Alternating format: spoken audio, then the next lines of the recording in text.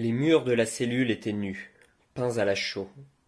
Une fenêtre étroite et grillée, percée très haut de façon qu'on ne pût pas y atteindre, éclairait cette petite pièce claire et sinistre. Et le fou, assis sur une chaise de paille, nous regardait d'un œil fixe, vague et hanté.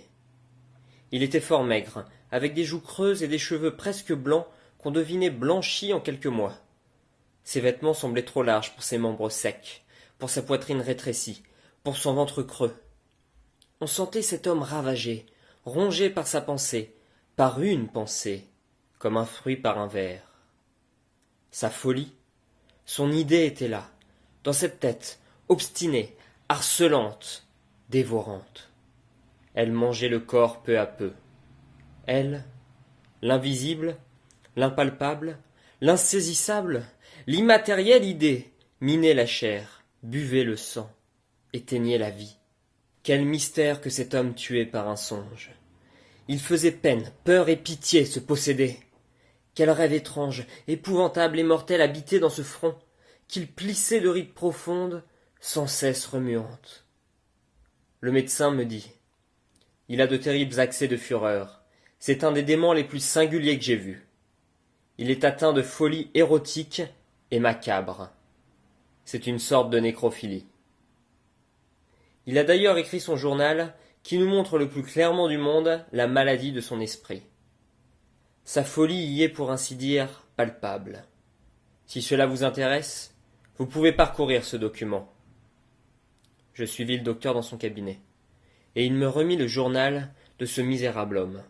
« Lisez, dit-il, et vous me direz votre avis. » Voici ce que contenait ce cahier.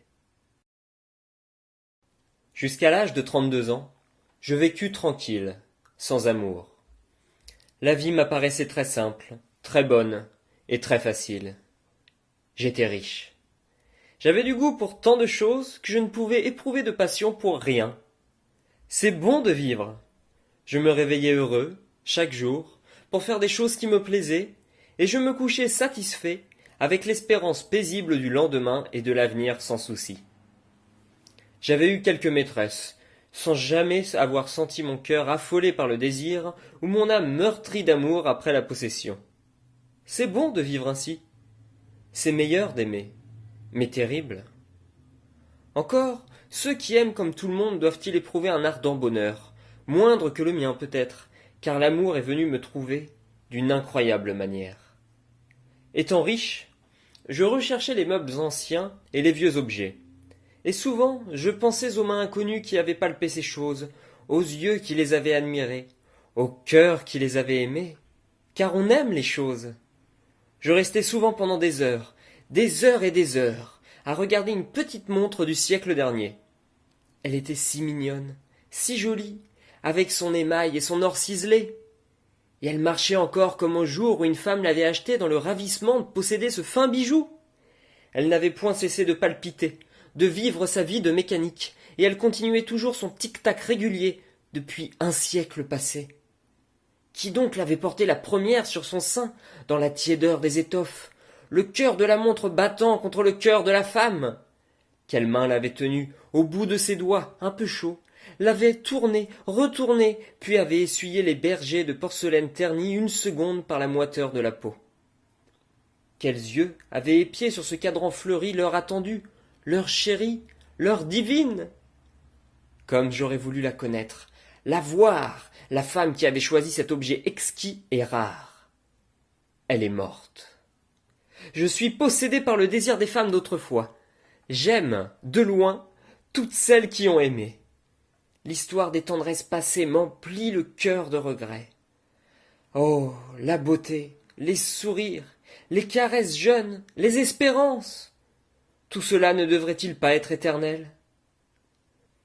Comme j'ai pleuré, pendant des nuits entières, sur les pauvres femmes de jadis, si belles, si tendres, si douces, dont les bras se sont ouverts pour le baiser, et qui sont mortes. Le baiser est immortel, lui. Il va de lèvre en lèvre, de siècle en siècle, d'âge en âge. Les hommes le recueillent, le donnent et meurent. Le passé m'attire, le présent m'effraie parce que l'avenir, c'est la mort. Je regrette tout ce qui s'est fait.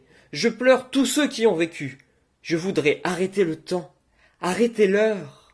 Mais elle va, elle passe, elle me prend de seconde en seconde, un peu de moi pour le néant de demain. Et je ne revivrai jamais. Adieu, celle d'hier. Je vous aime. Mais je ne suis pas à plaindre. Je l'ai trouvée, moi, celle que j'attendais, et j'ai goûté par elle d'incroyables plaisirs.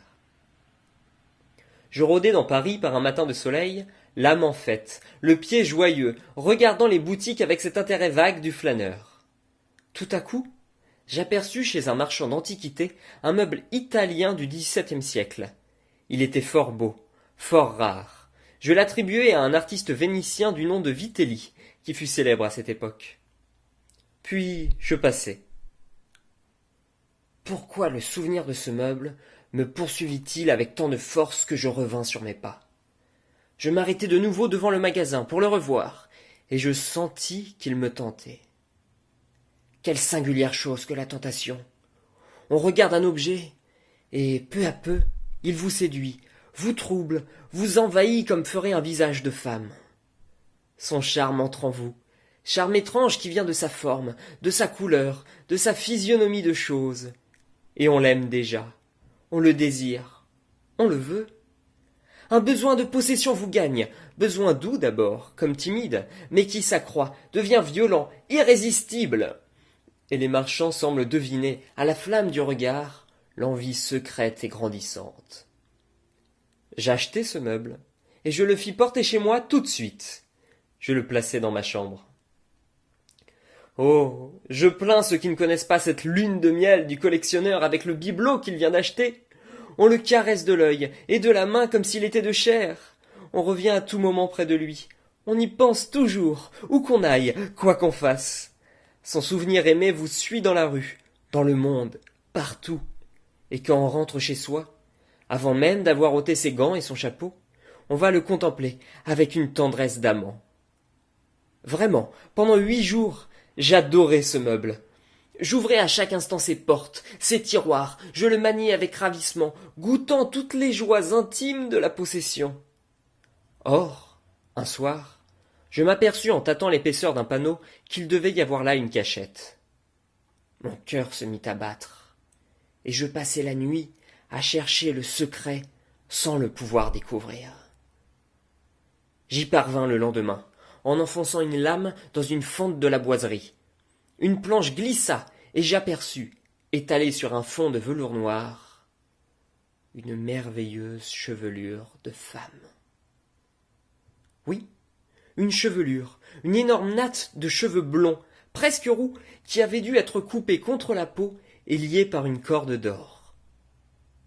Je demeurai stupéfait, tremblant, troublé.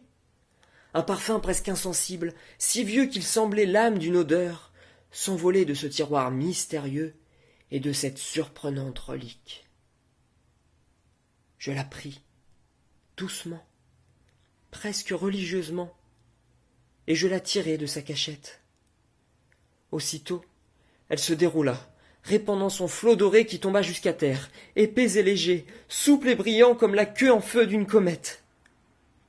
Une émotion étrange me saisit. Qu'était-ce que cela? Quand? Comment? Pourquoi ces cheveux avaient-ils été enfermés dans ce meuble? Quelle aventure? Quel drame cachait ce souvenir? Qui les avait coupés? Un amant? Un jour d'adieu? Un mari? Un jour de vengeance? Ou bien celle qui les avait portés sur son front un jour de désespoir? Était-ce alors d'entrer au cloître que l'on avait jeté cette fortune d'amour comme un gage laissé au monde des vivants? Était-ce à l'heure de la clouer dans la tombe, la jeune et belle morte, que celui qui l'adorait avait gardé la parure de sa tête, la seule chose qu'il pût conserver d'elle, la seule partie vivante de sa chair qui ne dut point pourrir, la seule qu'il pouvait aimer encore, et caresser, et baiser dans ses rages de douleur? N'était-ce point étrange que cette chevelure fût demeurée ainsi, alors qu'il ne restait plus une parcelle du corps dont elle était née? Elle me coulait sur les doigts, me chatouillait la peau d'une caresse singulière, d'une caresse de morte. Je me sentais attendri, comme si j'allais pleurer. Je la gardai longtemps, longtemps, en mes mains. Puis il me sembla qu'elle m'agitait, comme si quelque chose de l'âme fût resté caché dedans. Et je la remis sur le velours terni par le temps, et je repoussai le tiroir, et je refermai le meuble, et je m'en allai par les rues pour rêver. J'allais devant moi, plein de tristesse, et aussi plein de trouble, de ce trouble qui vous reste au cœur après un baiser d'amour. Il me semblait que j'avais vécu autrefois déjà, que j'avais dû connaître cette femme. Et les vers de Villon me montèrent aux lèvres, ainsi qu'y monte un sanglot. Dites-moi où, dans quel pays, et Flora, la belle romaine, Archipidiane et Thaïs, qui fut sa cousine germaine. Écho parlant, qu'en bruit on mène, de sur rivière ou sur estan, qui beauté eût plus qu'humaine? Mais où sont les neiges d'antan? La reine blanche comme un lys, qui chantait à voix de sereine, Berthe aux grands pieds, Biétrice, Alice, à Rambouche qui tint le Maine, et Jeanne, la belle Lorraine, que les Anglais brûlèrent à Rouen. Où sont-ils, vierges souveraines? Mais où sont les neiges d'antan? Quand je rentrai chez moi, j'éprouvai un irrésistible désir de revoir mon étrange trouvaille. Et je la repris, et je sentis, en la touchant, un long frisson qui me courut dans les membres. Durant quelques jours, il fallait que je la visse et que je la maniasse. Je tournai la clé de l'armoire, avec ce frémissement qu'on a en ouvrant la porte de la bien-aimée, car j'avais aux mains et au cœur un besoin confus, singulier, continu, sensuel de tremper mes doigts dans ce ruisseau charmant de cheveux morts. Puis, quand j'avais fini de la caresser, quand j'avais refermé le meuble, je la sentais là, toujours, comme si elle eût été un être vivant, caché, prisonnier. Je la sentais, et je la désirais encore. J'avais de nouveau le besoin impérieux de la reprendre, de la palper, de m'énerver jusqu'au malaise par ce contact froid, glissant, irritant, affolant, délicieux. Je vécus ainsi un mois ou deux, je ne sais plus. Elle m'obsédait, me hantait. J'étais heureux et torturé, comme dans une attente d'amour, comme après les aveux qui précèdent l'étreinte. Je m'enfermai seul avec elle, pour la sentir sur ma peau, pour enfoncer mes lèvres dedans, pour la baiser, pour la mordre. Je l'enroulai autour de mon visage, je la buvais, je noyais mes yeux dans son onde dorée afin de voir le jour blond à travers. Je l'aimais.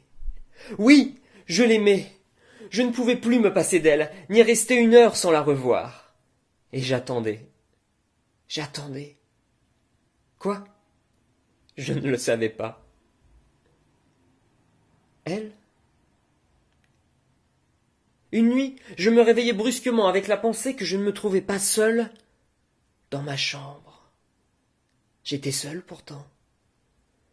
Mais je ne pus me rendormir, et comme je m'agitais dans une fièvre d'insomnie, je me levai pour aller toucher la chevelure.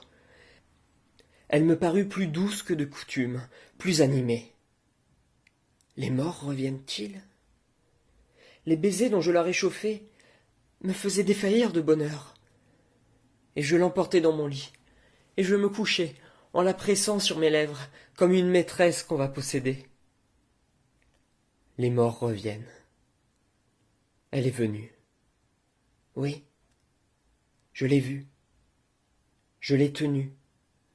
Je l'ai eue, telle qu'elle était vivante autrefois, grande, blonde, grasse, les seins froids, la hanche en forme de lyre, et j'ai parcouru de mes caresses cette ligne ondulante et divine qui va de la gorge aux pieds en suivant toutes les courbes de la chair.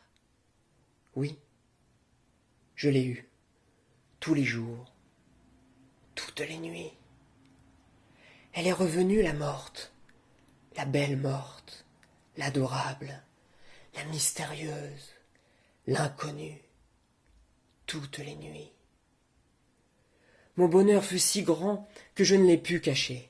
J'éprouvai près d'elle un ravissement surhumain, la joie profonde, inexplicable, de posséder l'insaisissable, l'invisible, la morte. Nul amant ne goûta des jouissances plus ardentes, plus terribles. Je n'ai point su cacher mon bonheur. Je l'aimais si fort que je n'ai plus voulu la quitter. Je l'ai emportée avec moi toujours, partout. Je l'ai promenée par la ville comme ma femme et conduite au théâtre en des loges grillées comme ma maîtresse. Mais on l'a vue. On a deviné. On me l'a prise.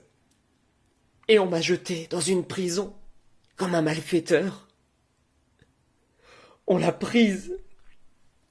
Oh, misère. Le manuscrit s'arrêtait là. Et soudain, comme je relevais sur le médecin des yeux effarés, un cri épouvantable, un hurlement de fureur impuissante et de désir exaspéré s'éleva dans l'asile. Écoutez-le, dit le docteur. Il faut doucher 5 fois par jour ce fou obscène.